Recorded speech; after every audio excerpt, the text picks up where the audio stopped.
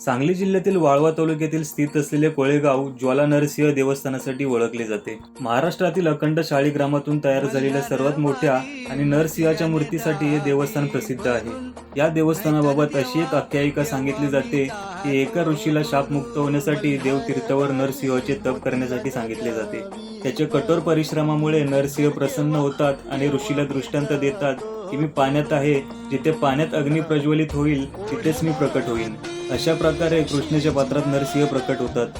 हे मंदिर यादवकालीन असून भुयाराचे काम यादव राजा रामदेवराव यांनी केले आहे। मूर्ती भुयारात विराजमान असून ती हिरण्यकश्यपाचा वध करत आहे। मूर्तीवर विष्णूंचे दशावतार कोरलेले आहेत। पूर्वी पूजा झाल्यानंतर मूर्ती सुवर्ण मुद्रा प्रदान करत असेही सांगितले जायचे। या मंदिराचा जीर्णोद्धार करण्यात आलेला असून त्याचा जुना भाग जशाचा तसा जपून ठेवण्यात आला आहे। कृष्णेच्या काठावर वसलेले हे मंदिर एक नेत्रसुखद तीर्थस्थळ आहे। तर मित्रांनो, तुम्ही कधी या मंदिराला भेट दिली आहे का? मला कमेंट करून नक्की सांगा आणि फॉलो करायला विसरू नका।